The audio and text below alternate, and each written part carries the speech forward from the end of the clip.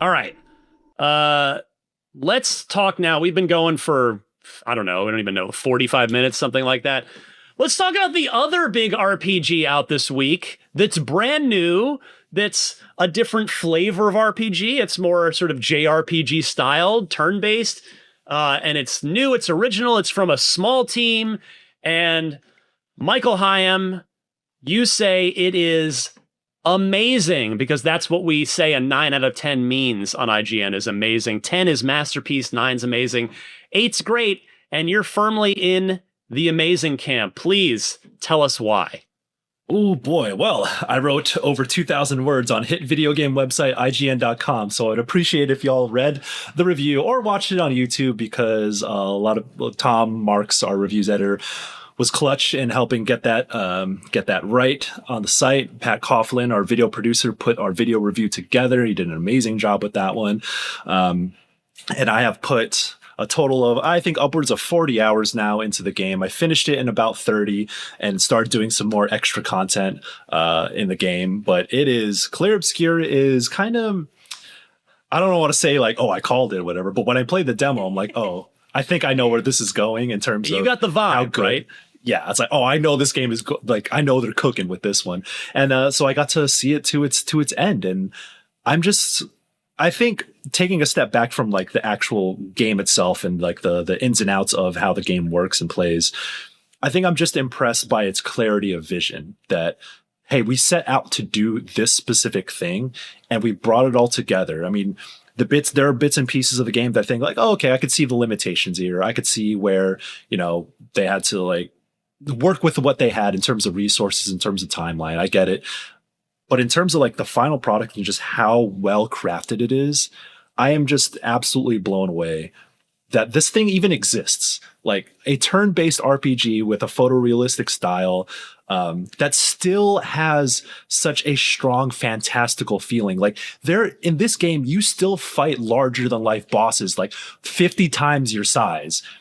And you're still like defeating them as if like, you play those old Final Fantasies where you have like the little pixel art for your party. And then this boss is like huge. And it's like, there's no way we could do like that visual language exists in this game, but in such high fidelity. And it's like, they captured that spirit so well throughout the entire game. I'm like, some of the bosses in this game are so much fun to fight, visually stunning, and just like the transitions between phases in some of these bosses are just it reminds me of Final Fantasy 16, where they do like the big icon battles and it's these cinematic cuts and it's really impressive and like, wow, I can't believe the scale of this game. They do that in some of the boss fights in this game, and I'm like, holy shit, like they are capturing that old school vibe in 2025 so perfectly. It's like the team there is like, we want to make the games that we grew up with, but by today's standards, and they did that. It's just, I don't know. It's so cool. And I like, another thing too, I mentioned this in my review, and one thing I do want to stress is like, this game is like very French. Like you got bits and pieces of it in the demo we played, but it's not just like, oh, there's mime bosses and there's they have a little accordion jig when you fight the secret mime boss, and like the characters say French phrases, even though if you're playing it in English. But I think that, like I call it, the French art history is woven into the very fabric of this fictional world, and you see it in the motif of painting and art. You see that as like a theme visually and story-wise as well, and the way music is used throughout the game, the way dance and theater is used as a touchstone for how this game looks and plays and its storytelling devices. All of that is like just part of like French culture, and it comes through in a way that like, unless like you really like investigate or like inspect all those things, like, oh wow, like they're really pulling from their culture in a way that that feels like it's seamless in building out the world of Clair Obscur. And I love that stuff. I love it when developers inject their own culture in a way into their games. It's similar to South of Midnight, where, well, I mean, that's a French studio that made something about the American South. But of course, they didn't pull that out of thin air, right? They're pulling from cultures, making sure they're doing it right, bringing in people from those places to help develop the game as well. And I just love seeing that stuff. And Clair Obscur is another good example of that. On top of being just like, I love turn-based RPGs. If you watch the review, I did the post-review interview with Tom.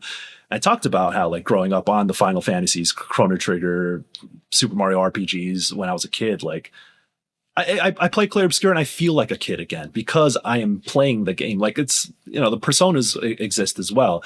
And I've gone to a flow with that series where it's somewhat of a known quantity. And don't get me wrong, I don't mean that as a negative, but it is nice to have a completely new franchise, new IP, new developers come out the gate and say, oh, you like those games? Well, we're going to do that too. And we're going to do it our own way.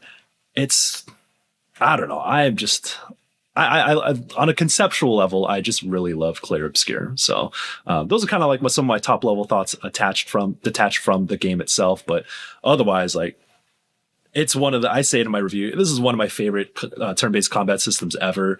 It's very clever.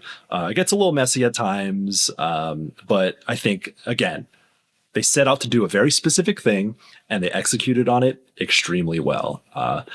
So yeah, I don't know. I can talk about this game all day. I don't know if y'all have any like specific questions or like Miranda, like how far you're in, your thoughts and all that. So, man, I'm so excited. I'm not very far. Unfortunately, with how I've been sick, it's been the kind of sick where you just like rot. You don't really do anything. You just sleep. So, but I did load this up on my Steam Deck, and this is the pre-release version, and they're like, "Don't play on Steam Deck," and I was like, I'm gonna do it. You said I couldn't play any other way. Yeah. I mean, I played like the prologue and the new stuff on PC. And oh man, I think when you mentioned Persona, it reminded me when I played Persona 4 Golden for the first time and how that just instantly hooked me. Like it was like a new thing for me and it just felt so all encompassing. And I just think about it all the time. I want to play it all the time. And that's also how Expedition 33 feels for me too. And just that is so unique. And I think you kind of nail like the French aspect and the creativity within that and how they play with the setting is just so phenomenal. But also just how well written it is and how immediately identifiable and like formed these characters are. Like that's I think really hard to do, but you just get a great sense of everybody and their dynamics so quickly, and the prologue is just like, man, my heart. And I think it just is sold. Obviously I was already sold on this, but as you said, just even more, I was like, yep. And then I saw your score, I was like, yep. It's just definitely one not to miss, I would say. And as you said too, like, the combat's just so much fun. I love the turn-based system. Even being as sick as I am, it's been pretty fun just kind of getting back into the flow of things. And I'm just like, dodge. I'm not parrying. I'm not even going to try. My reflexes are so slow right now. I'm like, dodge, dodge, dodge.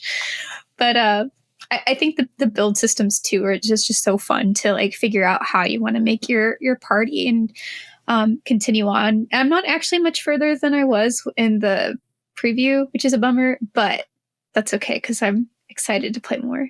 But that's kind of where I'm at. And I'm like, also music slaps. It's insane. I just want that soundtrack on all the time. That's it. The soundtrack, like you hear a lot of it in the early game, the battle themes, the overworld themes, or like the themes where you go to when you go into like an actual level. But it continues later. Like I say in my review, there's so much music in this game that sometimes you don't get the time to like really sit with it and get it. Like it doesn't get to become an earworm because it's moving on to the next great song that they made. So I'm like, yo, y'all cooked too much here. But I think there's a late game dungeon where it really speaks to how they wield music. And I say this a lot in my reviews of games that where music is such an important piece. Is like, it's not just having a good soundtrack, it's how you use it. And South Midnight is one of them. Persona's always been one of those games. The Final Fantasies, I've always done this too. And they did this too, like where that's like, we are going to wield music as part of a storytelling device, the way certain layers of that music weaves in and out as you progress in a dungeon, and then bring it all together once you make it to the end of the dungeon. I put the controller down and I just like sunk into my seat, like, this team gets it. It's little things like that where you see it a lot in these RPGs, and it's a subtle thing that maybe not many people pick up on, but you feel it. And they said like, we have to do that too, and we have to do it in our own way. And when they did it, it's like, wow, it's just one of the many ways where yeah, this feels familiar. Like all the games I love do something like this, but they did it too, and they did it at such a high level that I'm like, already in their debut, like, nah, this is, cliche to say, but a lot of moments like that add up, and I call this game like a modern classic. Like